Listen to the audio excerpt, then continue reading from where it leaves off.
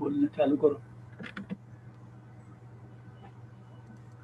वंदे मातरम, वंदे मातरम।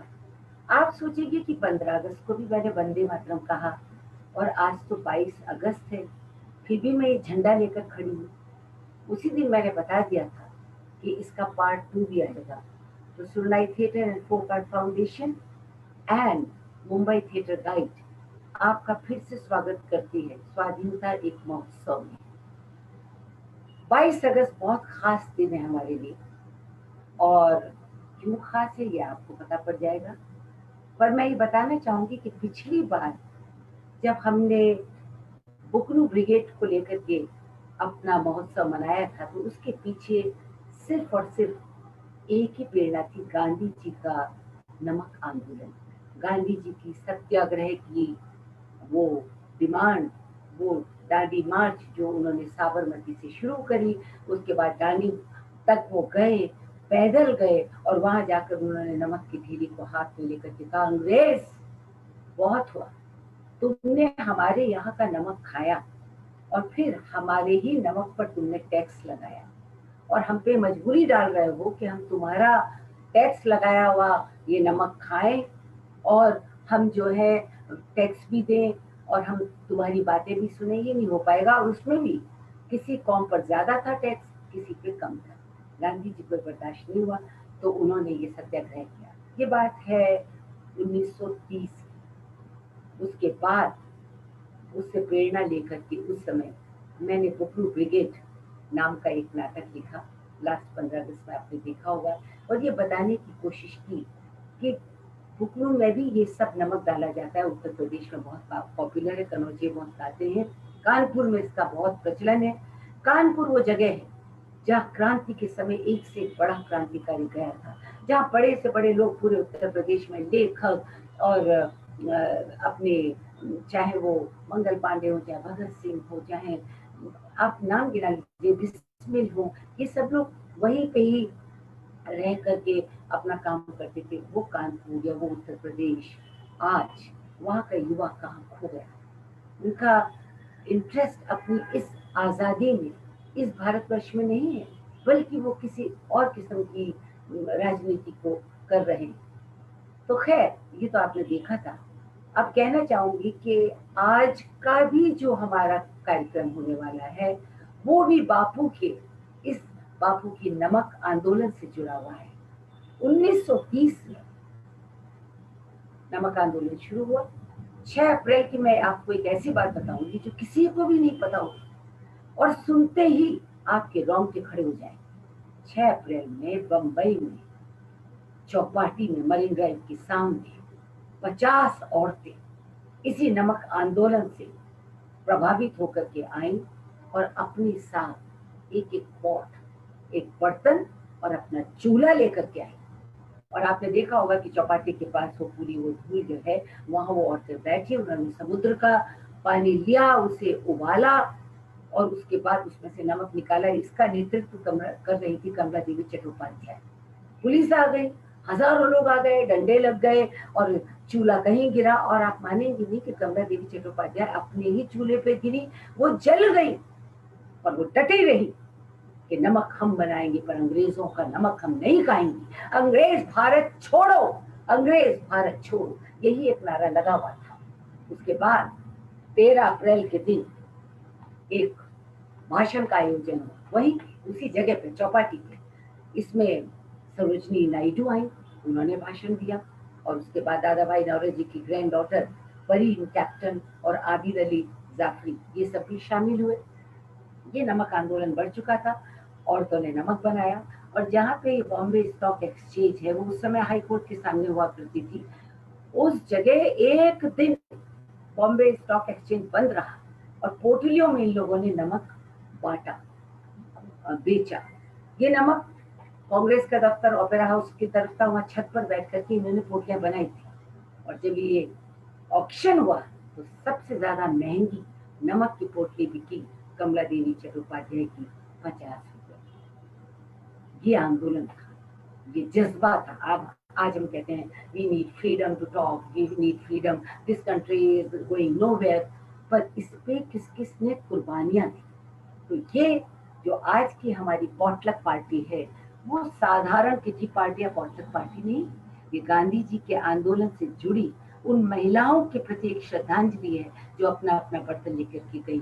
तो देखते हैं कि आज हमारे इस पॉटलक पार्टी में हमारे यहाँ की सुरनाई थिएटर फोक आर्ट फाउंडेशन की जो महिलाएं हैं, जो जो शेरनियां हैं, वो क्या क्या इन वीरांगनाओं को श्रद्धांजलि दे रही है, जिसमें लेखिका भी थी, जिसमें कवित्रियां भी थी, जिसमें पूरी तरह से जेल जाने वाली औरतें भी थी। तो मैं आमंत्रित करती हूँ हमारी इन सारी शेरनियों को, आइए बताइए आपके पॉटलक में क्या क्या है। वंदे मातरम,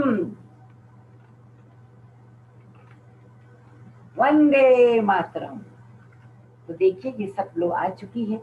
मैं सबसे पहले चैताली को बुलाना चाहूंगी और चैताली से ये जानना चाहूंगी कि चैताली हमारे थिएटर ग्रुप की उभरती हुई कलाकार है, अच्छा गाना भी गाती है, अच्छा एक्टिंग भी करती है, सोच भी अच्छी है।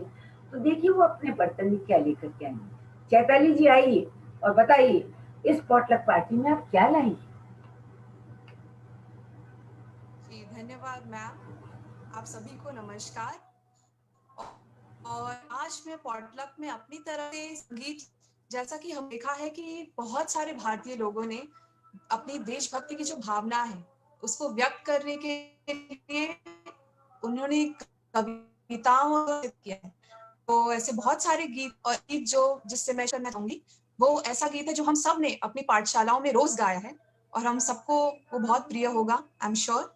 तो मैं स्टार्ट कर रही हूँ।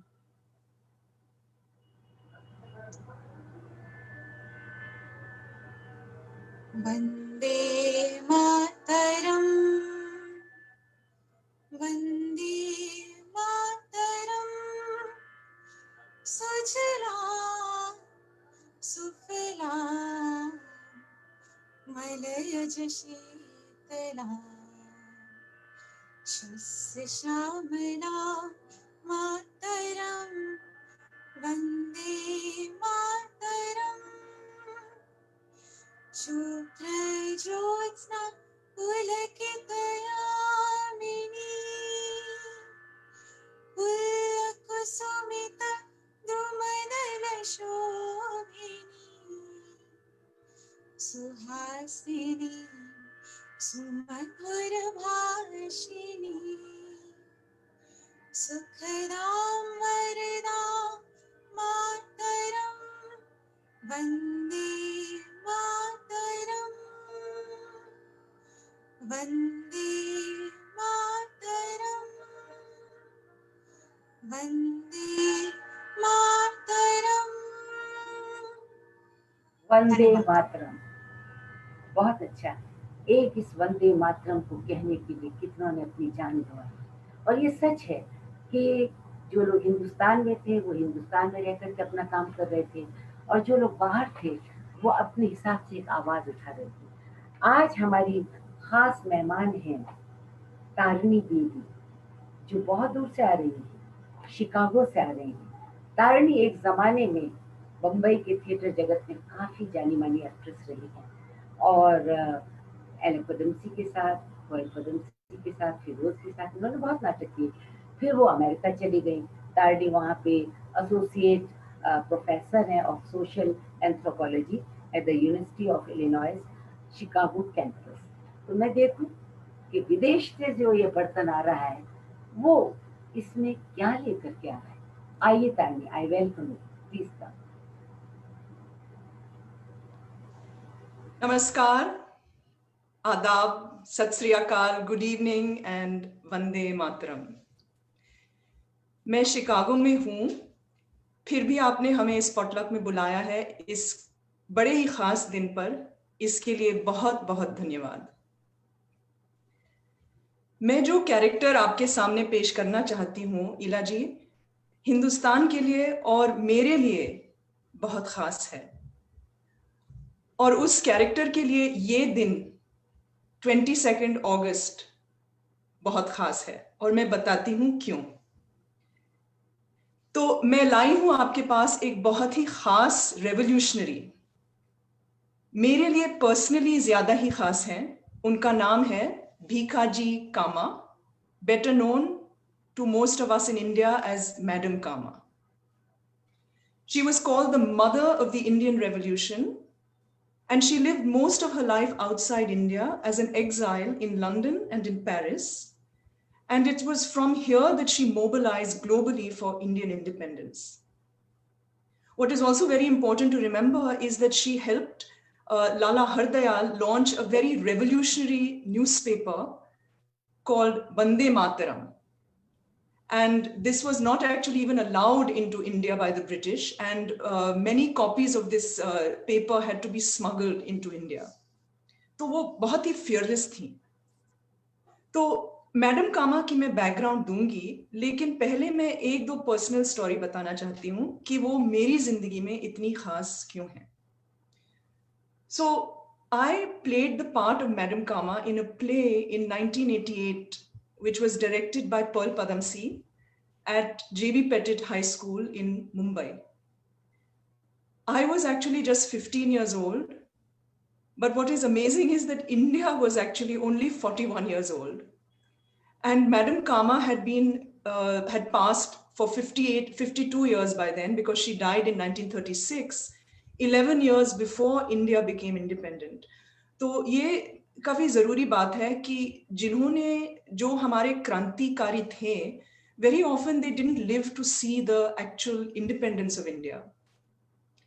So this play was written by Shirin Darisha, who was the principal of the school. And Shirin Darisha खुद ही बहुत ही dynamic और inspiring महिला थी.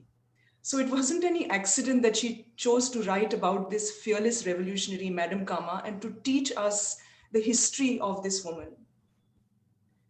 तो मैडम कामा की बहुत ही लंबी लंबी स्पीचेस मुझे मेमोराइज करनी पड़ी उस वक्त, और मैं 15 साल की थी, तो मैं कंप्लेन करती गई, इतनी लाइन सीखनी है, ये मेरे लिए बहुत कठिन है, काट लो प्लीज कट देम आउट, ये मैं कहती गई. लेकिन शिरीन दारिशा ने आंखों में आंख लगा के मुझसे कहा, ये इतिहास है तारिणी, इतिहास की आवाज उठाने में एफर्ट लगाना ही पड़ता है. इतिहास सिंपल कभी नहीं होता. अगर तुम उसकी आवाज नहीं उठाओगी तो कोई नहीं उठाएगा. तो ये बात मेरे दिमाग में बस गई और दिल में भी बस गई. इसीलिए मुझे बहुत खुशी है कि दोबारा मुझे मौका मिल रहा है मैडम कामा की आवाज उठाने की हिंदुस्तान की इस 73rd बर्थडे पर.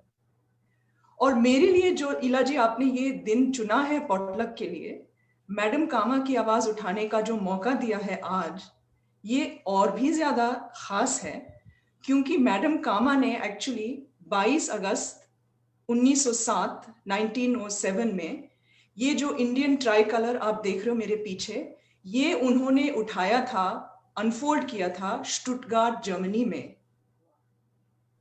It was at the International Socialist Conference in Stuttgart, Germany. And this was in fact the flag that you see behind me with these red, green, it was a tricolor. It's not the flag we know today as the Indian flag, but it's very important actually to remember that this is the flag that had all these symbols of many Indian religions on it. And it was the symbol of Indian pluralism and Indian unity. तो ये बात मुझे बतानी है actually very importantly कि जो हमारे जो क्रांतिकारी थे, they always tried to think of Indian independence in terms of this pluralism, और ये हमें आज भूलना नहीं चाहिए. तो जब उन्होंने ये ट्राइकलर उठाया था 1907 में, Madam Kama became one of the best known Indian women in European revolutionary circles. उनकी एक्चुअली पैदाइश हुई थी बॉम्बे में, उनका नाम था भीखाजी पटेल. तो she was born in 1861 in Bombay, and she also died in Bombay in 1936, even though she spent most of her life outside India. And वो काफी रईस पारसी फैमिली में उनकी पैदाइश हुई थी. And though she got married also to Rustamji Kama, who was a very well-known lawyer in Bombay, लेकिन वो घर बसाना नहीं चाहती थी. She wanted to serve people and make change. So this resulted in a separation from her husband, and she left and moved to London. And she was actually never allowed to come back to India because she was too revolutionary for the British. And during her stay abroad, she met Dadabhai Naoroji, who was a very strong critic of British policy in India, and she began to work with the Indian National Congress. Madam Kama spoke not just for Indian independence, but she spoke for women's rights, for rights of the poor, for rights of the oppressed. तो ये बहुत actually important बात है that जो Indian independence की जो struggle थी, it was fought abroad by, a lot of it was fought abroad by Indian revolutionaries who fought for other struggles, who fought for oppression of all kinds everywhere. So I want to say, for just today, I would like to present an excerpt, a very short excerpt of this speech that she gave in Stuttgart, Germany in August, on this day in August in 1907. And you will see the kind of demand she makes. She was really fearless as a woman. Comrades, it gives me great pleasure to stand before you today, a proud representative of India. I convey to you, fellow socialists from all over the world, greetings of millions and millions of Indians who form 1/5 of the world's population and who now live in subjugation in the Indian dominion of the British Crown. My country is under the rule of a despotic regime and a victim of their unbelievable tyranny. The economic situation of India is desperate. What do Indians demand for their country? We demand many things. We demand our human rights. We demand political independence. We demand human justice. I ask you, delegates of the Second International Socialist Conference, to support us and protest strongly against the economic, social, and political oppression of the Indian masses by their British rulers. This flag, this is the flag you see behind me, is the flag of Indian independence. Behold, it is born. I call upon you, gentlemen, to rise and salute this flag of Indian independence and cooperate in freeing 1/5 of the human race. Vande Mataram. Vande Mataram, fantastic. ये जो आपने बात बताई, इसी तरीके से जितने लोग भारत की आज़ादी के लिए आवाज़ उठा रहे थे, गांधी जी ने तो कब की कर दी थी कि वो अफ्रीका से ही उन्होंने बताना शुरू कर दिया था कि हम भारतीयों को कमज़ोर मत समझिए। बहुत सारी बातें हैं, बहुत सारे लोगों ने बहुत कुछ किया, पर बापू तो बापू ही थे। मैं चाहती थी कुछ यादें गुजरात की तरफ से भी आएँ, तो मैंने अपनी दोस्त, हमारी सुनाई की बहुत अच्छी कलाकार और जो थिएटर में भी करती हैं, फिल्मों में भी करती हैं, शिल्पा मेहता, उनसे कहा कि शिल्पा तुम गुजरात से पॉटलक में कुछ लेके आओ। शिल्पा भींगा गुजराती, उसने सोचा फाफड़े लाएगी, कोई समोसे लाएगी, जलेबी खांडवी लाएगी। ऐसे नहीं शिल्पा, कुछ अलहदा जहाँ बापू पैदा होती है कुछ लाओ। आई कैन सी किस तरह से सुंदर लग रही है, ये तो कुछ खास लाई। आप क्या लाई शिल्पा, बताइए। मैं तो मेरे बर्तन में लाई हूँ कस्तूरबा जी का तड़का। मेरे बचपन में फ्रीडम मूवमेंट का बहुत ही बड़ा प्रभाव था। मेरे पेरेंट्स उस दौर से गुजर चुके थे, तो हम बच्चों को उन्होंने देखा था, महसूस किया था, तो हम बच्चों को उसी की बातें करते थे, और खास करके महात्मा गांधी जी की बातें। हमें कहते थे गांधी जी जैसा बनो। गांधी जी कभी झूठ नहीं बोलते, वो कभी बुरा नहीं सुनते। ऐसी बातें करते थे। इनफैक्ट उस वक्त हम लोग भगवान से ज्यादा गांधी जी को मानते थे। ये जो कहानी या वाक्य मैं कह रही हूँ, इंसिडेंट, वो साउथ अफ्रीका में हुआ था, जब महात्मा गांधी और कस्तूरबा दोनों वहां रहते थे, और उस वक्त रेसिज्म बहुत ही स्ट्रॉन्ग था। तो गांधी जी को मालूम पड़ गया कि उन्हें क्या करना है, और जब महात्मा गांधी कुछ ठान लेते हैं तो पूरी तरह से उस चीज में जुड़ जाते हैं और सक्सेस करते हैं, अचीव सक्सेस करते हैं। तो ये जो बात है, एक जस्टिस सर्ल ने केप सुप्रीम कोर्ट में ऐसा जजमेंट दिया जिसमें कहा गया था कि जो शादियां क्रिश्चियन तौर तरीके से नहीं हुई है वो इलीगल है या फिर गैर कानूनी है। तो गांधी जी ने ये बात सुनकर उन्होंने तय कर लिया था कि अब मुझे क्या करना है। बाद में जाके उन्होंने कहीं लिखा था कि औरत के प्रति ये इंसल्ट को देखकर अब मैं धैर्य नहीं रख सकता, धैर्य रखना मुश्किल है। तो इस बार उन्होंने सिर्फ इंडियन साउथ अफ्रीकन पुरुषों को ही नहीं, बिल्कुल बल्कि महिला को भी आमंत्रित किया था इस ग्रेट मार्च के साथ जुड़ने के लिए। और उस जजमेंट के खिलाफ जो आज बहुत बड़ा प्रोटेस्ट बन गया था, और साउथ अफ्रीका में ऐसा बड़ा प्रोटेस्ट आज तक नहीं हुआ था। तो ये आंदोलन बहुत छोटे समय में एक बड़ा रूप ले लिया था। जस्टिस सर्ल की बात, कस्तूरबा गांधी को बहुत ही गुस्सा आ गया उनकी बात सुनकर। उन्होंने गांधी जी से कहा, तो शू आ देशना कायदा प्रमाणे हूं तुम्हारी पत्नी नहीं? तो गांधी जी ने कहा, हाँ ऐसा ही है, और हमारे बच्चे हमारे लीगल एयर्स नहीं हैं। तो कस्तूरबा बोली, तो चलो चलो अपने हिंदुस्तान चला जाइए। तो गांधी जी ने कहा, ये तो कायरता होगी, और ऐसा करने से हमारे समस्या का हल तो नहीं होगा ना। तो कस्तूरबा ने कहा, तो पछी हूं जेल जवा तैयार छू। गांधी जी ये बात सुनकर जरा हिचकिचाए। तो कस्तूरबा ने ये देख लिया। उन्होंने कहा, केम मारामा शू कमी छे, हूं केम जेल ना जई सकूं? हूं जेल जवा एकदम तैयार छू। तो गांधी जी ने कहा, मैं तो बहुत ही खुश होऊंगा अगर तुम जेल जाओगी तो, पर ऐसा नहीं लगना चाहिए कि मेरे कहने पे तुम जेल गई हो। तमे क्या कही कीधु छे? हूं तो मारा पोताना मन थी जेल जवा तैयार छू। गांधी जी ने कहा, अगर मेरे कहने पे तुम जेल चली गई और वहां कोर्ट में जाकर तुम घबरा गई या फिर कांपने लगी या फिर जेल की कठिनाइयों से तुम डर गई, तो फिर मैं तो कुछ नहीं कर पाऊंगा, मगर तुम्हारा ये हाल देखकर मुझे बहुत ही बुरा लगेगा। तो कस्तूरबा बोली, તમારે કઈ નથી કરવાનું, હું તો કોર્ટમાં જઈને માફી માંગીશ અને હું એ લોકોને કહી દઈશ કે મને જેલમાંથી રિहा કરી દો. અરે તમે અને આપણા છોકરાઓ આટલી બધી તકલીફોનો સામનો કરી શકો છો, તો હું નથી કરી શકતી શું? હું આ મુહિમમાં જરૂર જોડાઈશ.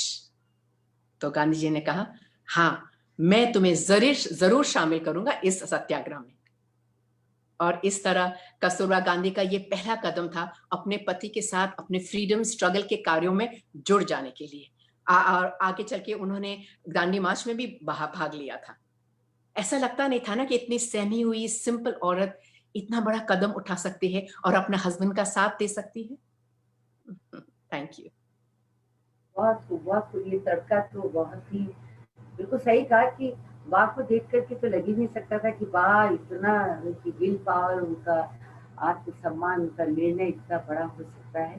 तो पर यह है कि जब हम ये देखते हैं कि हमारे बड़े बड़े जो हमारे नेता थे, हमारे क्रांतिकारी थे, जैसे राष्ट्रपिता हमारे बापू, और भी बहुत लोग थे, नेहरू जी थे, चाचा नेहरू, मैं तो उन्हें चाचा नेहरू कहती हूँ। पर जब चाचा नेहरू की बात आती है तो मैंने सोचा कि इस समय जो एक लड़की है जिसके कि सारे रिश्तेदार यूपी से हैं, जिनका नाम है इशिता अरुण वाजपेयी, अफगानिस्तान है, मैं उनको बुलाऊं और पूछूं कि आप इलाहाबाद से कोई ऐसा कोई बर्तन लेकर आई है, कोई ऐसी यादें हैं जो मुझसे शेयर कर सकें, लोगों को पॉटलक पार्टी में बताएं। इशिता का परिचय मैं करा नहीं सकती, जब मैं आईना देखती हूँ, शीशा देखती हूँ, तो मुझे अपना प्रतिबिंब उसमें नजर आता है। अनेक सपने को लेकर, संकल्प को लेकर, डिटर्मिनेशन को लेकर कि मेरी टैलेंटेड इशिता अरुण उसी कदम पर चल रही है जिस कदम पर हम आगे थे और उम्मीद करते हैं हमसे बहुत आगे जाएंगे। इशिता जी बताइए, आपके बर्तन में कौन सी यादें हैं? नमस्ते। आज मैं अपने पॉटलक में नगेट्स ऑफ छोटे छोटे नगेट्स लेके आई हूँ एक ऐसी महिला के बारे में जिनको हम popularly the iron lady of India के नाम से जानते हैं। हमारे देश की पहली महिला प्रधानमंत्री जिनका नाम है इंदिरा प्रियदर्शनी गांधी। आज मैं उनके राजनीतिक करियर के बारे में नहीं बात करने वाली हूँ. The prime minister that she was, I'm not going to talk about that. I really want to talk about her childhood. जहाँ आई थिंक बचपन में ही इंदिरा जी के केस में तो यही था कि उनकी बचपन में ही राजनीति के बीज बो चुके थे. और तो मैं शुरू करती हूँ. जो मैंने ये संगठित किया है, कुछ यहाँ से कुछ वहाँ से, कुछ इतिहास की किताबों से, स्कूल से, मैं आपके सामने पेश करूंगी. सो इंदिरा गांधी का बचपन अकेलेपन में बीता. स्वतंत्रता आंदोलन के दौरान उनके माता पिता अक्सर जेल में होते. इलाहाबाद के उनके घर पर पुलिस की रेड पड़ती रहती. घर में पुलिस का आना जाना लगा रहता. बचपन में इन सारी बातों के अनुभव से ही शायद इंदिरा गांधी की शख्सियत को इतना ताकतवर बनाया. एक बार इंदिरा गांधी ने अपने बचपन की चर्चा करते हुए कहा कि उनकी पब्लिक लाइफ तो 3 साल की उम्र से ही शुरू हो गई थी. इंदिरा ने कहा था, मुझे बचपन के खेलों की कुछ याद नहीं. मुझे याद नहीं कि बचपन में मैं दूसरे बच्चों के साथ खेला भी करती थी या नहीं. मुझे लगता है कि बचपन में मैं जो सबसे ज्यादा काम करती थी वो था एक ऊंचे टेबल पे खड़े होकर नौकरों को वजनदार भाषण देना. मेरे बचपन के खेल भी राजनीतिक हुआ करते थे. घर में हर वक्त तनाव सा रहता था. घर के किसी सदस्य की लाइफ नॉर्मल ही नहीं थी. घर पर कभी पुलिस का छापा पड़ता, कभी गिरफ्तारी होती. इन सब से तनाव बना रहता. ये सारी चीजें पब्लिक में होती. तो आपने देखा कि उन्होंने कैसे अपने सूने बचपन के बारे में ऐसे ही बात कर ली और उस पर ढक्कन लगा के उन्होंने कहा कि एक्चुअली बहुत ही पॉलिटिकल था उनका बचपन. और जब उनसे पूछा गया कि माँ और बाप, वो कमला नेहरू और जवाहरलाल नेहरू की एकलौती सुपुत्री थी, उनका एक छोटा भाई था जिनका देहांत हो चुका था बचपन में ही. और जैसा कि आप जानते हैं उनकी पैदाइश इलाहाबाद की है, आनंद भवन में उनकी पैदाइश हुई. तो उनसे पूछा गया कि पिताजी तो सब जानते थे पर माँ का क्या प्रभाव था. और उन्होंने ये कहा था कि जो हिंदुस्तानी संस्कार हैं, परंपरा है, यहाँ तक कि उनकी जो साफ भाषा है, वो सब उनकी माँ के कारण उनको हासिल हुई थी. और उनकी माँ की तबीयत अक्सर खराब रहती थी और इसका उनके बचपन पे बहुत ही बुरा प्रभाव पड़ा था. पर अब हम जो ये जानने के लिए उत्सुक हैं कि स्वतंत्रता के ये जो बीज उनके जीवन में बोए थे, वो कैसे, उसका कैसे रूप निकला उनके बचपन में. तो इंदिरा गांधी ने अपनी परिवार की परंपरा का पालन करते हुए स्वतंत्रता आंदोलन में भी हिस्सा लिया. बचपन में वो जो चीज कर सकती उन्होंने की. स्वतंत्रता आंदोलन में सड़कों पर उतरकर ही हिस्सा नहीं लिया जाता. उन दिनों ब्रिटिश सामानों का बहिष्कार करके भी लोग स्वतंत्रता आंदोलन का समर्थन कर रहे थे. इंदिरा गांधी को अपने बचपन में विदेशी डॉलर से खूब लग. जब वो सिर्फ 5 साल की थी तो उन्होंने अपने सबसे प्यारी डॉल को आग में झोंक दिया क्योंकि वो डॉल इंग्लैंड में बनी थी. यही नहीं, इंदिरा गांधी जब 12 साल की हुई तो उन्होंने स्वतंत्रता आंदोलन में अपनी ज्यादा बड़ी भूमिका तलाश ली. स्वतंत्रता आंदोलन में उन्होंने बच्चों की एक वानर सेना का नेतृत्व किया. वानर सेना का आइडिया भी उन्हें रामायण से आया. जैसे रावण के खिलाफ युद्ध में प्रभु श्री राम की सेना में वानरों ने मदद की थी, उसी तर्ज पर अंग्रेजी हुकूमत के खिलाफ बच्चों की वानर सेना बनाई गई. इसका नेतृत्व इंदिरा गांधी ने किया था. इंदिरा गांधी की वानर सेना में करीब 60,000 बच्चे और किशोर आंदोलनकारी थे. इनका काम एनवेलप और झंडे पोस्टर बनाना था और आंदोलनकारियों तक संदेश पहुंचाना था, जो कि काफी जोखिम का काम था. अब आप सोच रहे होंगे कि इनकी पढ़ाई इस बीच कैसे हुई. अब जाहिर सी बात है, जब वो इतनी सक्रिय रूप से हिस्सा ले रही थी इस आंदोलन में, तो कभी उनका स्कूल हो नहीं पाता था. ट्यूटर आते थे स्कूल में, कभी थोड़ा बहुत उन्होंने मॉडर्न स्कूल दिल्ली में भी पढ़ाई करी. और जो बचपन की बहुत ही इम्पोर्टेंट पढ़ाई का जो फेज है, उनको ज्यादातर जो सीख है इस माहौल से मिली, अपनी माँ से मिली. और सबसे important, what I would like to end my little thing that I've spoken to about you about Indira Gandhi is that she got it from the letters her father wrote, even though he was absent from when he was incarcerated in jail. So, as you all know, एक संगठन है इन चिट्ठियों का, letters to my daughters, daughter that I would like to quote from, and they were really special because he wrote about a wide spectrum of topics, and what makes these letters, like I was saying, which cover everything from Big Bang to the ancient civilizations to the rise of division of labor, trade, so spectacular, is a tone that Nehruji spoke to his only daughter in. He spoke to young Indira both lovingly and with a clear respect for her intelligence, treating a 10-year-old child as the future leader she was going to become. And Nehru takes great care to show the little girl that power is not a right, but a privilege, one that ought to be used wisely to benefit those whom it is designed to protect. So I'd like to end this with this one letter that he wrote, which addresses the conceits of nationalism and the perils of stereotyping in very poignant and simple terms. He says, "You will also see that most of us now living in different countries, far from each other, long ago were one people. We have changed greatly since then, and many of us have forgotten our old relationships. In every country, people imagine that they are the best, the cleverest, and others are not good as they are. This is all conceit.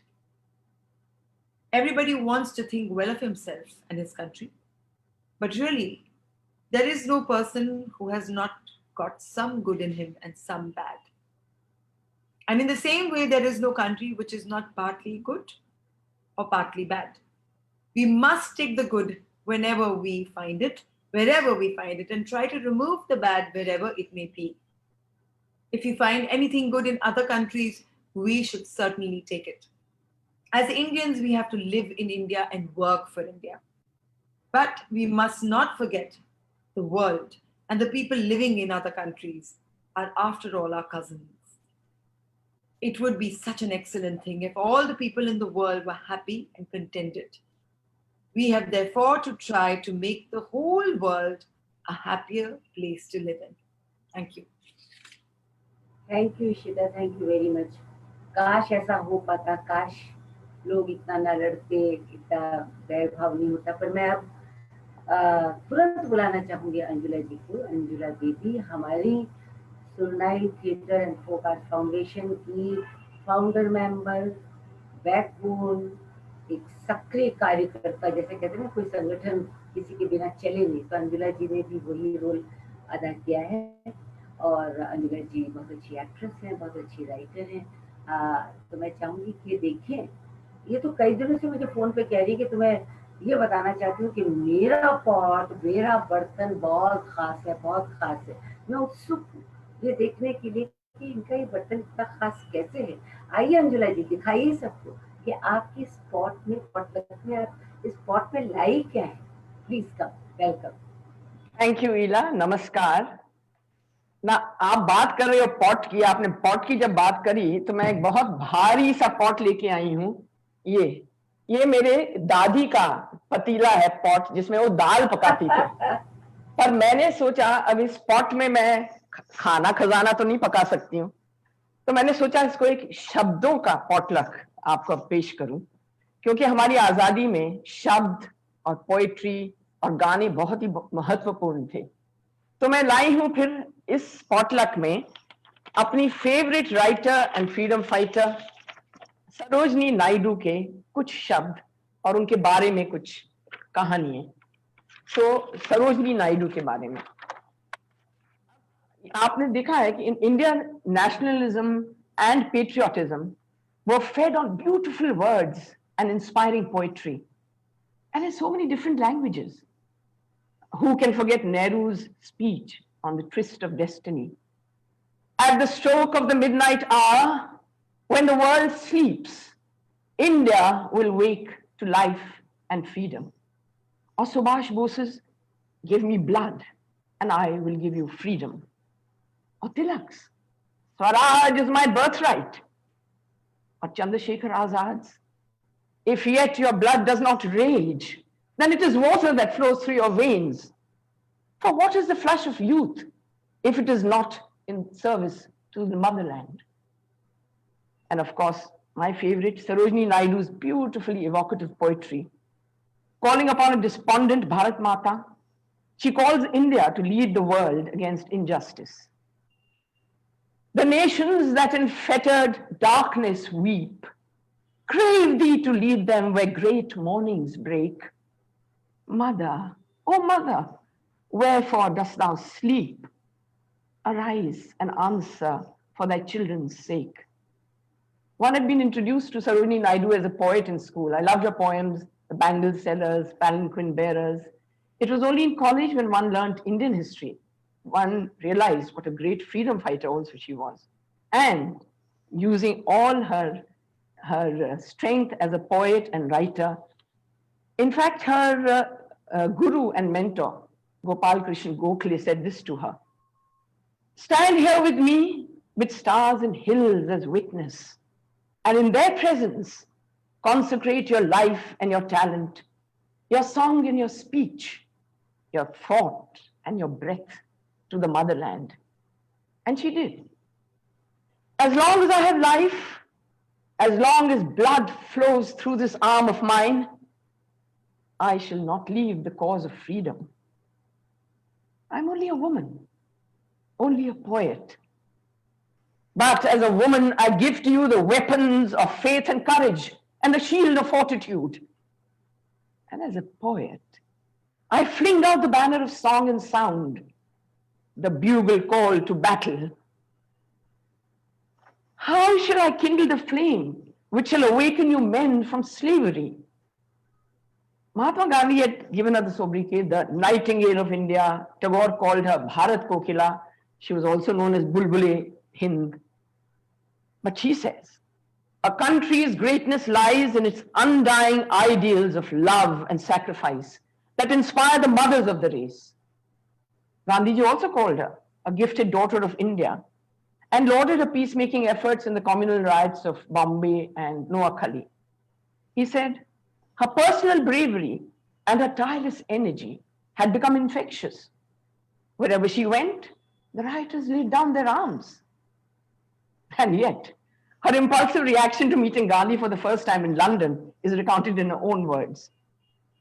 I climbed the steep stairs of an old, unfashionable house to find an open door framing a living picture of a little man with shaven head, seated on the floor on a black prison blanket and eating a messy meal of squashed tomatoes and olive oil out of a wooden prison bowl. Around him were ranged some battered tins of parched groundnuts and tasteless biscuits of dried plantain flour. I burst instinctively into a happy laughter at this amusing and unexpected vision of a famous leader whose name had already become a household word in our country. He lifted his eyes and laughed back at me, saying, "Ah, you must be Mrs. Naidu. Who else would dare to be so irreverent? Come on in," he said, "and share my meal." "Oh, no, thanks," she replied, sniffing. "What an abominable mess that is." About Gandhiji's diet, she had this to say: "Good heavens, all that grass and goat's milk? Never, never, never." And yet, she was to follow him to the ends of the earth, beginning a friendship which lasted over 30 years in the service of India's freedom. There's so much one can say about her, but I am only focusing on her words. When there is oppression, the only self-respecting thing is to rise and say, "This shall cease today, because my right is justice." From prison after the Dandi March, Gandhiji asked Sarojini Naidu to lead the second Salt March into Dharasena in Gujarat. Many of the Congress leaders were not happy about this. They didn't want a woman to lead the procession, but Gandhiji was adamant. She had in any case accompanied him in the last lap of the Dandi March when he had gone to the beach and picked up some salt and said, with this salt, I am shaking the foundations of the empire. Well, before leading the march into Dharasena, this is what Sarojini said to the processions. Gandhiji's body is in jail, but his soul is with you. India's prestige is now in your hands. You must not use any violence under any circumstances. You'll be beaten, but you must not resist. You must not even raise a hand to ward off blows. Press accounts show the brutality of the police against these non-violent protesters. 130 were severely injured, 3 of them even died. And Sarojini said, when the terror and tumult of hate shall cease, and life be refashioned on anvils of peace, and your love shall offer memorial thanks to the comrades who fought in your dauntless ranks, and you honor the deeds of your deathless ones, remember the blood of my martyred sons. Then, uniting in India, she says, waken, O mother, thy children implore thee, who kneel in thy presence to serve and adore thee. The night is aflush with the dream of the morrow. Why still dost thou weep in thy bondage of sorrow? Are we not thine, O beloved, to inherit the manifold pride and power of thy spirit? Never shall we fail thee, forsake thee, or falter, whose hearts are thy home, and thy shield, and thine altar. Lo, we would thrill the high stars with thy story, and set thee again in the forefront of glory. Hindus would say, Mother, the flowers of our worship have crowned thee. Parsis would say, Mother, the flame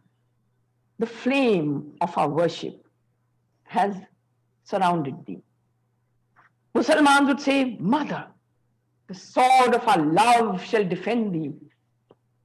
Christians would say, Mother, the song of our faith shall attend thee. And all of them would say in one language, hearken, O Queen and Goddess, we hail thee. Thank you. रंजीला जी, ये तो मालूम पड़ता है, देख कर ही पूछने की बात नहीं है कि आपके फादर जो थे वो आर्मी में थे।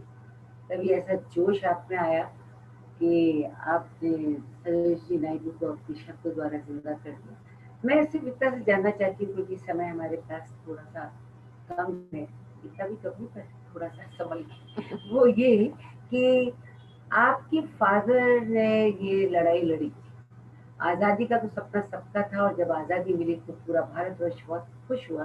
और आपने मुझे बहुत अच्छी बात बताई थी, वो ये थी कि वो तुरंत पाकिस्तान गए थे। वो क्या क्या किस्सा था, वो मुझे बताइए कि जब during the time of independence, on the 14th of August, my father was posted in Nowshera, which was in Pakistan at that time, and Pakistan celebrated its National Day on the 14th of August. My father used to tell us a story that he saluted the Pakistani flag in Nowshera and then came down to India for the 15th to salute the flag at the Red Fort. But he says it was a very sad day for us, because half his comrades who had fought with him shoulder to shoulder in the Second World War in Burma, Singapore, Hong Kong, they had to be left behind and they became part of an enemy army. So that used to really worry him. But he said it was one of the most beautiful moments in his life when he saluted the flag here at the Red Fort on the 15th of August. After saluting the Pakistani flag, remember, so that's quite a big thing, I think. पर ये बहुत बड़ी बात है कि अंग्रेजों को खदेड़ करके जिन्होंने 100 साल से ऊपर हम पे राज्य करा, सपना ये था कि हमें आज़ादी मिले, पर इस सपने में कहीं हम पता नहीं क्या हुआ कि हमारे खुद के ही 2 टुकड़े हो गए, और कुछ इधर गए कुछ उधर गए। आज उस बात पे बात हम नहीं कर रहे हैं, आज हम औरतों पे बात कर रहे हैं, वीरांगनाओं पे बात कर रहे हैं। और आपने जब शब्दों से क्रांति लाने की बात कही, तो मैं सुभद्रा कुमारी चौहान को कैसे भूल सकते हैं विरा जी। उन्होंने देखिए जितना हो सका अपने शब्दों की बारूद से पूरे समाज को हिला दिया। वो भी इलाहाबाद के एक छोटे से डिस्ट्रिक्ट जहालपुर में पैदा हुई थी और शुरू में 8वीं क्लास तक वो क्रॉस वे गर्ल्स स्कूल में इलाहाबाद में पढ़ी और वहाँ से पास करने के बाद 1919 में फिर तकरीबन 17 साल की उम्र में उनकी शादी हो गई खंडवा के ठाकुर साहब से, लक्ष्मण सिंह जी से।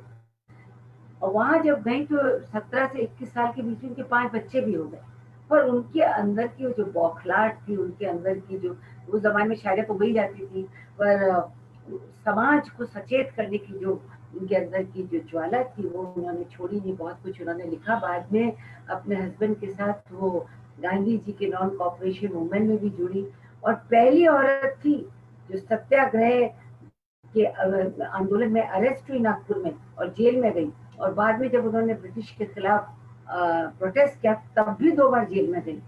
उनकी राइटिंग की तो सबको ही बहुत सारी बातें पता है। सबसे फेमस है बुंदेले हर बोलो के मुंह हमने सुनी कहानी थी, खूब लड़ी मर्दानी वो तो झांसी वाली रानी। पर उसके अलावा भी उन्होंने बहुत कुछ लिखा। तो मैं जो मेरे दिल के करीब एक है हिंदी की कविता कि वीरों का कैसा हो बसंत। वीरों के लिए बसंत कोई मायने नहीं रखता, हम ही त्योहार मनाते रहते हैं। वीरों का कैसा हो बसंत, आ रही हिमालय से पुकार, है उदती गरजता बार बार, प्राची पश्चिम भू नभ अपार, सब पूछ रहे हैं दिग दिगंत, वीरों का कैसा हो बसंत। फूली सरसों ने दिया रंग, मधु लेकर आ पहुंचा अनंत, वधु वसुधा पुलकित अंग अंग, है वीर देश में किंतु कंत, वीरों का कैसा हो बसंत।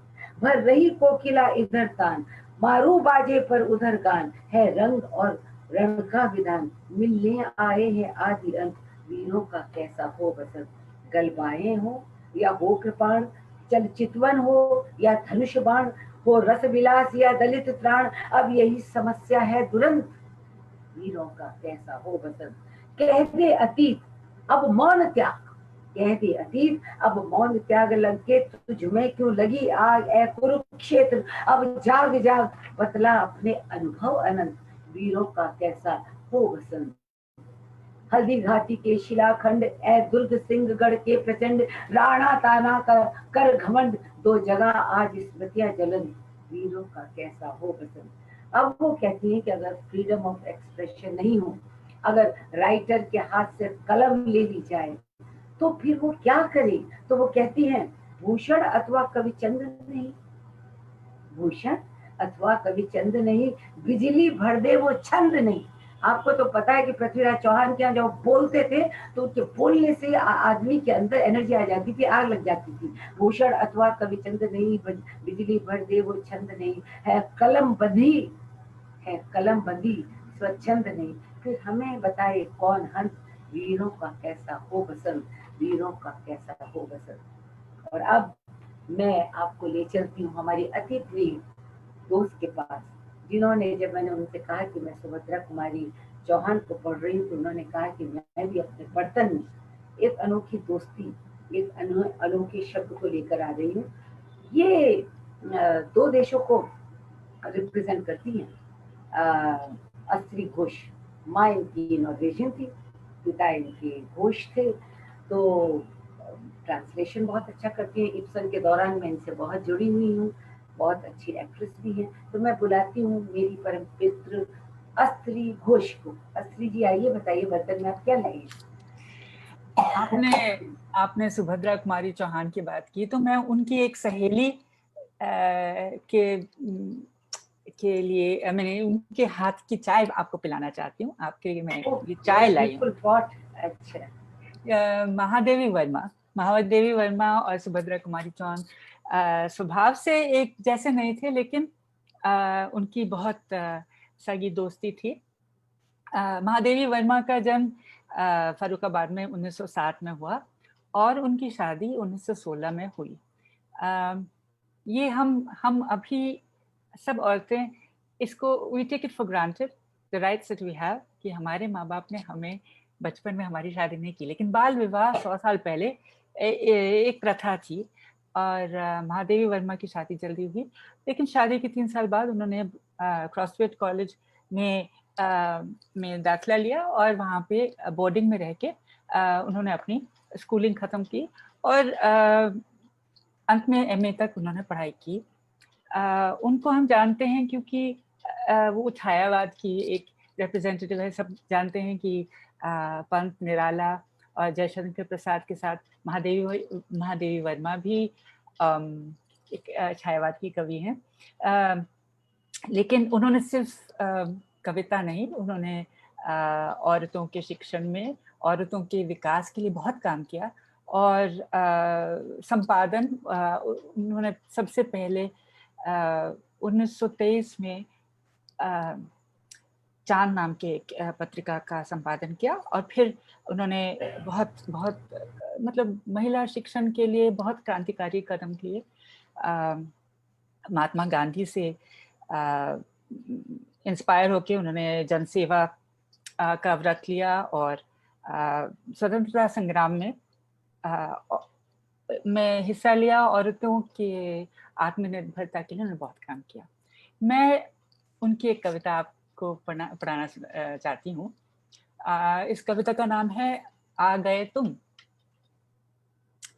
आ गए तुम, द्वार खुला है, अंदर आओ, पर तनिक ठहरो।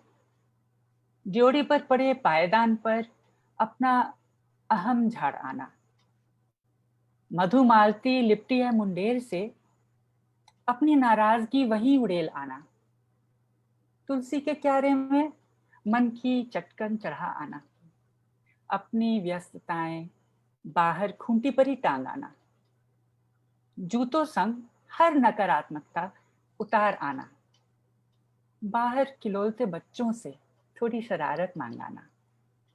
वो गुलाब के गमले में मुस्कान लगी है, तोड़कर पहन आना। लाओ अपनी उलझने मुझे थमा दो, तुम्हारी थकान पर मनोहारों का पंखा झुला दूं। देखो शाम बिछाई है मैंने, सूरज क्षितिज पर बांधा है, लाली छिड़की है नभ पर। प्रेम और विश्वास की मध्यम आंच पर चाय चढ़ाई है, घूंट घूंट पीना। सुनो इतना मुश्किल भी नहीं है जीना। क्या बात है, क्या बात है। वह आपने बताया था कि वो औरत की आजादी, औरत के आत्मसम्मान, वो कि चाहे कोई भी उसके लिए करती थी। मुझे और मन की आजादी, मन की आजादी, मन की आजादी। हाँ, तो मैं आपसे जानना चाहती हूँ कि आपने भी बताया था कि आपके घर में वातावरण उस समय जब आजादी मिली थी तो कुछ बहुत ही, एक तो वो लोग बहुत ज्यादा, आपके दादाजी जो थे उन्होंने तो अंग्रेजों के खिलाफ अपनी पदवी तक लौटा दी थी। और फिर उनके मन में थोड़ा रंज भी था क्योंकि वहां भी कुछ टुकड़े, वो क्या बात थी, आप भी बताइए ना। मेरे दादाजी पहले आर्मी में डॉक्टर थे और पहले विश्व युद्ध में उन्हें इराक भेजा गया, मेसोपोटामिया। और बाद में उन्होंने सिविल सर्जन का काम शुरू किया। तो उनकी पोस्टिंग होती थी बंगाल में, ईस्ट वेस्ट दोनों जगह। तो अकाल के वक्त भी वो एक ऐसे इलाके में काम कर रहे थे जहाँ पे अकाल बहुत फैला हुआ था। तो उनको अपने काम के लिए उनको अंग्रेज हुकूमत ने राय बहादुर की उपाधि दी थी और उन्होंने उसे लौटा दी और कहा कि मुझे नहीं चाहिए। जब देश आज़ाद हुआ तो मेरी फैमिली जो थी वो भारत में थी बाय चांस, क्योंकि दादाजी की पोस्टिंग इस तरफ थी और मेरे पिताजी कलकत्ता में पढ़ रहे थे। तो उन्हें शरणार्थी के रूप में नहीं आना पड़ा। लेकिन आप यही सोच लीजिए, मेरे पिताजी जो कलकत्ते में पढ़ रहे थे, जब वो अपने घर से निकले तो उन्होंने अपना सूटकेस बंद किया कि मैं कॉलेज में पढ़ने जा रहा हूँ। और उन्हें ये नहीं पता था कि दरवाजे सब बंद हो जाएंगे और वो अपने घर कभी नहीं जा पाएंगे। तो ये लॉस जो है वो हमेशा उन्हें लगी। लेकिन उन्होंने हमेशा हमें बताया कि यही मजहब नहीं बताता आपस में बैर रखना, उनके लिए बहुत ही ये एक इम्पोर्टेंट बात थी। और मुझे याद है कि जब बांग्लादेश आज़ाद हुआ तो मेरे पिताजी हमें ले गए बांग्लादेश एम्बेसी, अपनी गाड़ी में हम लोग गए और वहाँ उन्होंने आमार सोनार बांग्ला बहुत जोर से गाया, क्योंकि उन्हें इतनी खुशी हुई कि बांग्लादेश आज़ाद हुआ। बहुत बहुत अच्छा, क्योंकि देखिए क्या है कि आज़ादी तो के लिए सभी लोग एक थे, पर इस बीच में जैसा कहा कि कुछ दिल टूटे, कुछ घर छूटे, बहुत कुछ हुआ।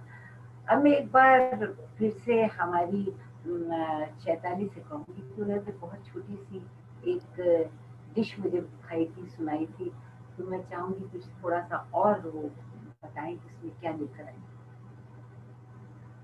जी चैताली बिल्कुल जी मैम, आइए। आप सभी को एक बार फिर से नमस्कार। और जी, तो जो दूसरा गीत है, वो एक बहुत ही भावुक गीत है हम सभी भारतीयों के लिए। जब इंडो चाइना वॉर हुआ था, उसके बिल्कुल 2 महीने बाद ये गीत लता मंगेशकर जी ने गाया था और जवाहरलाल नेहरू जी भी थे वहाँ पे और ये गीत सुन के उनकी आँखों में आँसू आ गए थे और ये सभी को ये गीत बहुत ही भावुक करता है। तो मैं अपनी तरफ से प्रयास कर रही हूँ कि मैं इस गीत को गाऊँ आप सबके लिए।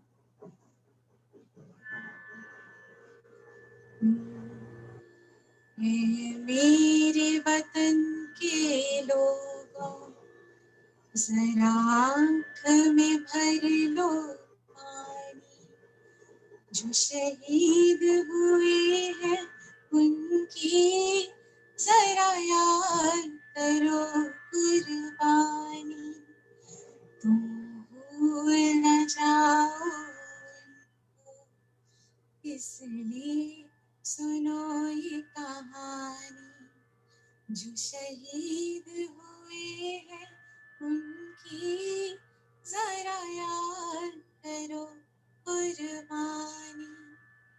जब घायल हुआ हिमालय, खतरे में पड़ी आज़ादी, जब तक थी सांस लड़ी वो, जब तक थी सांस लड़ी वो, फिर अपनी लाश बिछा दी, संगीन पे धर कर माथा, सो गई अमर बलिदानी, जो शहीद हुए हैं उनकी ज़रा याद करो कुर्बानी।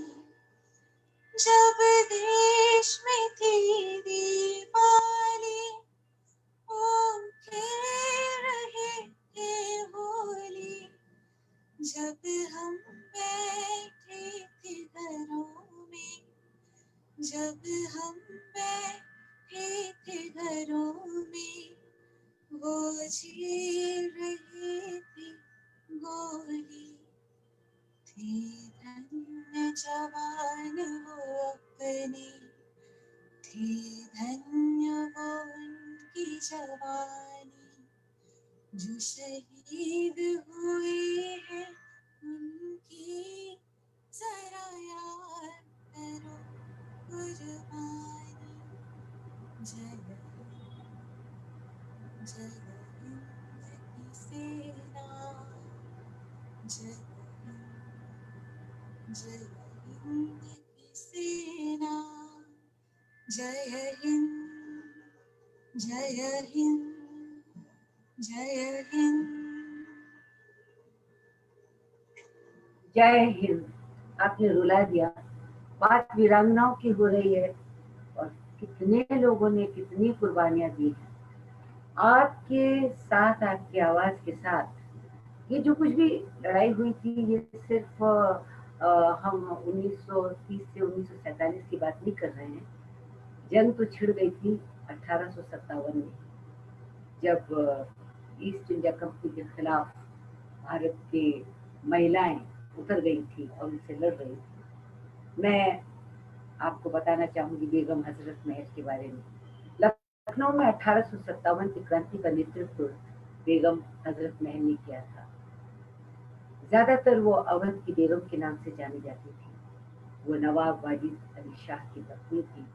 उन्होंने 1857 के स्वतंत्रता संग्राम में ब्रिटिश की ईस्ट इंडिया कंपनी पर आक्रमण किया था। बेगम हजरत महल, उनका असली नाम था मोहम्मदी खानम। उनका जन्म फैजाबाद में हुआ था। पेशे से वो दरबार की रक्षा मानी जाती थी और बाद में उनका नाम परी रखा गया। वो महक परी के नाम से भी प्रसिद्ध हुई। उनके एक बेटा भी था, बिरजिस कदर। 1856 में ब्रिटिशों ने अवध की रियासत पर कब्जा कर लिया था और वाजिद अली शाह को जबरन लखनऊ छोड़कर के कलकत्ता में जाना था। बेगम ने कहा, नहीं, मैं इसी अवध में रहूंगी। मुझे अवध के लोगों को संभालना है, मुझे हिंदुस्तान को संभालना है। वो नहीं गई। उन्होंने बड़ी बड़ी बहादुरी से अंग्रेजों का मुकाबला किया। उन्होंने कभी भी अंग्रेजों की गुलामी तस्लीम नहीं की। अपने नाबालिग बेटे बिरजिस कदर को गद्दी पर बिठाकर उन्होंने अंग्रेज सेना का स्वयं मुकाबला किया। उनकी सोच समय से परे थी। उनका संगठन क्षमता जो उनकी थी वो अभूतपूर्व थी। अंग्रेजों से लड़ पाना इतना आसान नहीं था। उन्होंने सबको एकजुट किया, चाहे वो किसान हो, जमींदार हो, सैनिक हो, हिंदू हो, मुसलमान हो, दलित हो, चाहे वो पर्दे में रहने वाली बेगमें हो, चाहे वो तवायफ हो, वो सबको निकाल करके बाहर लाई, उनको इकट्ठा किया और उनमें देश भावना, प्रेम भावना, अवध के प्रति भावना, ये सब उन्होंने जगाई।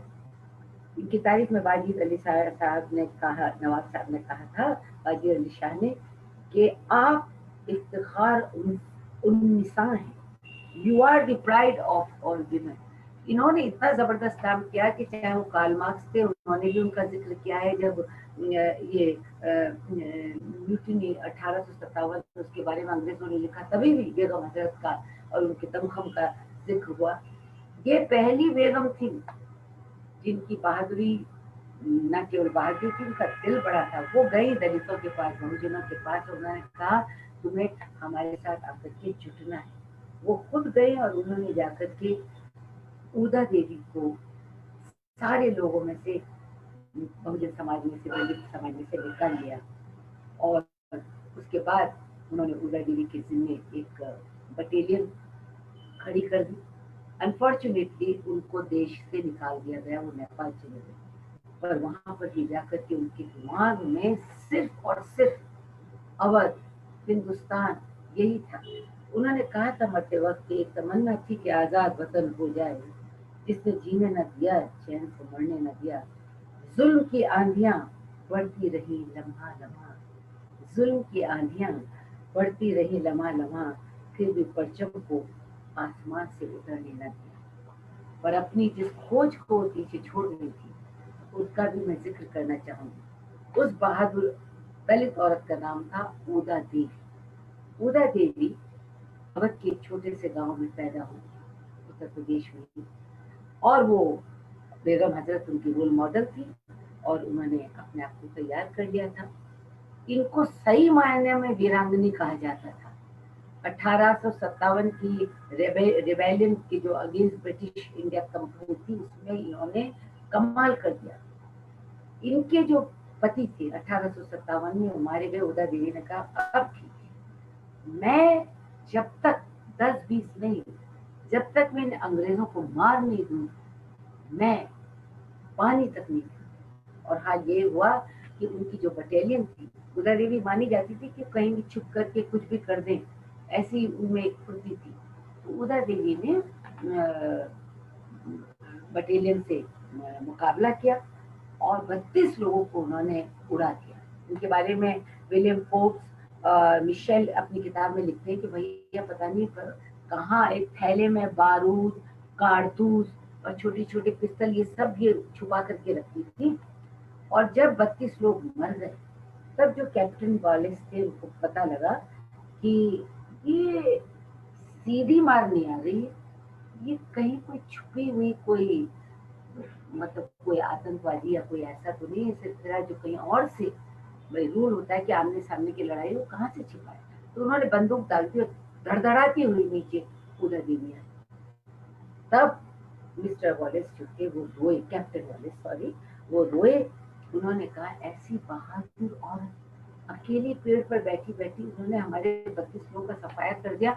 मैं 1000 मौत मरना चाहूंगा, पर ये मेरे से पाप हो गया कि मैंने ऐसी बहादुर औरत को मार दिया। खैर, ये बात थी उस जमाने की। और भी ऐसी ऐसी औरतों की जिन्होंने की, जो दलित वर्ग से थी और जिन्होंने की आकर के ऐसी लड़ाई लड़ी कि लोगों को चौंका दिया। हमारी आखिरी वक्ता कहिए या हमारी अभिनेत्री कहिए, जो लिखती भी हैं, टैलेंटेड भी हैं, मैं शिल्पा वर्मा को बुलाना चाहूंगी कि झांसी छत्तीसगढ़ से अपने बर्तन में वो यहाँ लेकर के आए।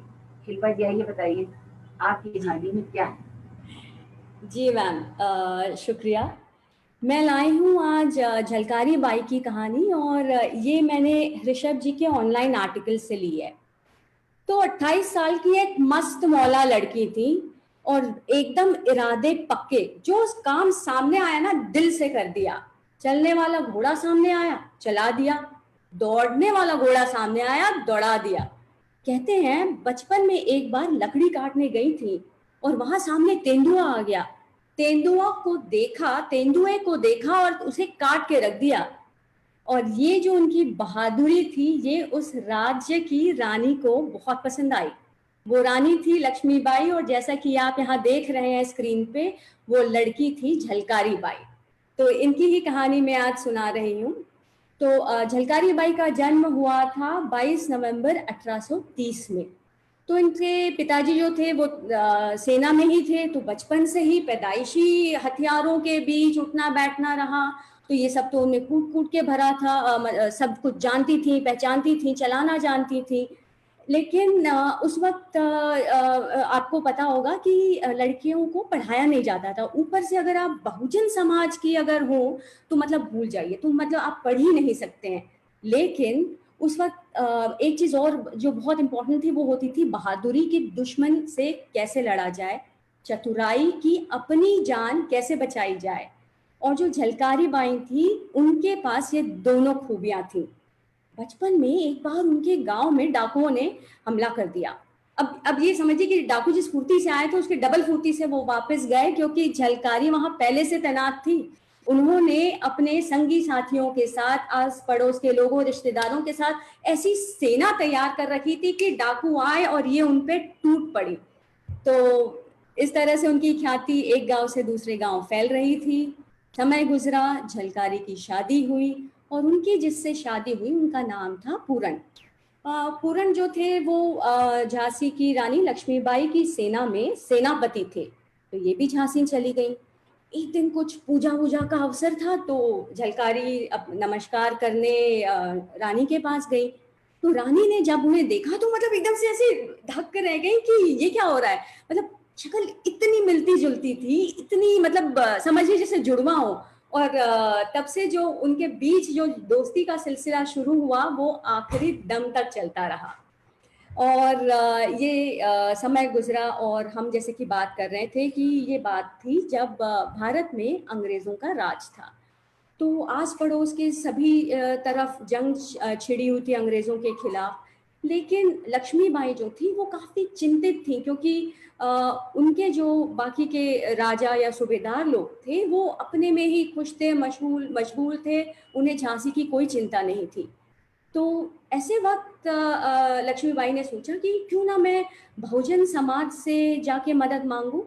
मतलब यहाँ पे आप ये गौर फरमाइए कि ये तब की बात है जब वर्ण व्यवस्था होती थी।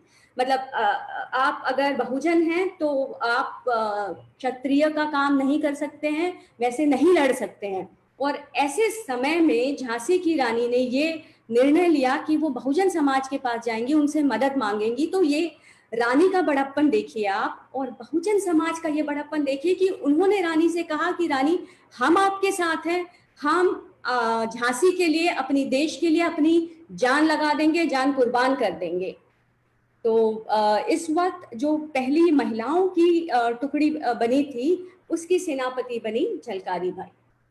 सन 1857 आपने कविता भी पढ़ी कि चमक उठी वो तलवार पुरानी थी। तो ये मैं उसी वक्त के विद्रोह की बात कर रही हूँ। झांसी पे हमला हुआ, झांसी की रानी के साथ झलकारी बाई कंधा से कंधा मिलाकर लड़ रही थी। जनरल रोज अंग्रेजों के खिलाफ, अंग्रेजों की तरफ से आए थे लड़ाई करने के लिए। और झलकारी बाई देखती हैं कि झांसी की रानी जो है वो कहीं फंसती जा रही हैं, तो वो भेजते हुए दुश्मनों को रानी तक पहुंचती हैं और उनसे कहती हैं कि रानी आप यहाँ से जाइए, मैं आपकी जगह ये लड़ाई लड़ूंगी। तो रानी की झांसी वहां से जाती हैं, झलकारी बाई ने उनकी जगह ली और इतनी शूरवीरता से लड़ी वो। हालांकि आखिरी में वो पकड़ी गई। तो जनरल रोज जब उन्हें देखते हैं तो उनको कहते हैं कि रानी आखिर मैंने तुम्हें पकड़ ही लिया। तो ये सुनकर झलकारी बाई जोर से हंस दी। तो रोज कहते हैं कि ये तो थोड़ी पागल सी लगती है। तो ये गौर करिएगा कि ऐसी ही पागल और दीवानी वीरांगनाओं के कारण आज हम इस आजाद भारत में सांस ले रहे हैं। और एक छोटी सी कविता मैं पढ़ना चाहूंगी, मैथिली शरण गुप्त ने उनके बारे में लिखी है। जाकर रण में ललकारी थी, वो तो झांसी की झलकारी थी। जाकर रण में ललकारी थी, वो तो झांसी की झलकारी थी। गोरों से लड़ना सिखा गई, है इतिहास में झलक रही, वो भारत की ही नारी थी। वाह वाह वाह। तो ये हम सब पहचान गए कि ये आज का जो दिन था 22 अगस्त, जैसा कि तारणी बेदी ने बताया कि मैडम कामा ने जर्मनी में झंडा फहराया था, वो वीरांगनाएं कम से कम उम्मीद रखती हैं हमसे कि हम हर साल 15 अगस्त से 22 अगस्त के बीच में स्वाधीनता एक महोत्सव बनाए। और हमारी जो संतानें हैं, हमारे जो यंग लोग हैं जो बार बार कहते हैं इस देश में कुछ नहीं, देश को छोड़ करके जाएंगे, उन्हें भी समझाएं कि देखो क्या क्या खून बहा है। ये हमारे ही बुजुर्ग हैं जो लड़े, अंग्रेजों से निकले। अच्छा, मैंने जो घर में की तैयारी करनी शुरू करी और मैं ढूंढ रही थी कि भाई कैसे मनाएंगे, तो मुझे अपनी रसोई में से बड़ी जोर जोर से गाने की आवाज आई। मैं सोचा ये कौन गा रहा है। आज की हमारी विशेष ये प्रभाव, आग लगानी है हमें, आग कहीं भी लगे। तो आज की हमारी जो विशेष गेस्ट है, हमारी मेहमान है, उनका नाम है मनस्वी। आइए मनस्वी जी, रसोई छोड़िए, आकर बताइए कि वो कौन सा गीत है जो आप सारे दिन प्रैक्टिस कर रही थी और आप कह रही थी कि वीरांगनाओं के नाम पे। तो मैं बुला रही हूँ, वो पहली बार जूम पे बैटरी पता नहीं ऑन भी कर पाएंगे कि नहीं। आइए आइए मनस्वी जी, आइए।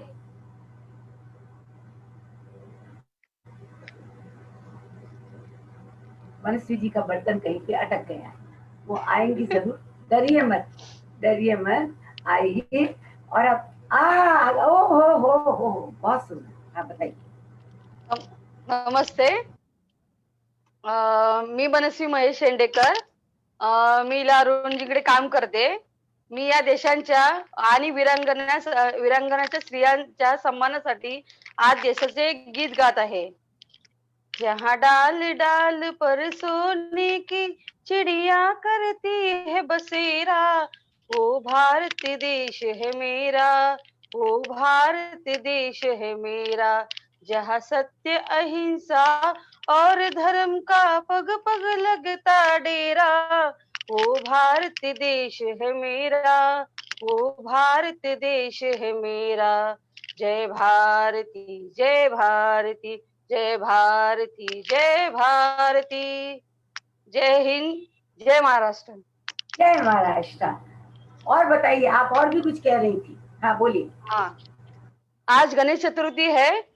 आज मैं आपके लिए आज गणपती बाप्पाची आरती गाऊन आपल्या देशांसाठी व आपल्या देशाच्या अनेक लोकांसाठी आज मी प्रार्थना करते की जगातला कोरोना हा नष्ट होऊन दे। सुख करता दुःख हरता वाटा विघ्नाची, नुरवी पूर्वी प्रेम कृपा दयाची, सर्वांगी सुंदर तुच्छेंदुराची, घंटी झळते माळ मुक्ता फळाची। जय देव जय देव, जय मंगल मूर्ती ओ श्री मंगल मूर्ती, दर्शन माते मन कामना पूर्ती। जय देव जय देव। वाह वाह वाह वाह वाह, क्या माहौल है। जय गणपति बप्पा मोरया। क्योंकि बम्बई में इस समय बारिश भी है और बहुत जोरों से गणपति लाए भी जा रहे हैं। ये सब शुरू किया था हमारे बाल गंगाधर तिलक ने कि लोग जाएं, इससे सामूहिक भावना उत्पन्न होती है। मैं जितने लोग हमें देख रहे हैं उनसे यही निवेदन करूंगी कि हमारी Surnai theatre and folk art foundation की जो शेरनियां हैं और जो मुंबई थिएटर गाइड ने हमारे इस आंदोलन से जुड़ा, उसकी कुछ कद्र करिए। अपने बच्चों को आप हमेशा देश के प्रति एक प्रेम बताइए, अपनी उनकी क्या जिम्मेदारियां हैं ये बताइए। हर बच्चा अगर बाहर चला गया तो याद करिए वो चेहरे जिन्हें हमने आपको याद दिलाया था। वंदे मातरम, मातरम, वंदे मातरम। मातरम।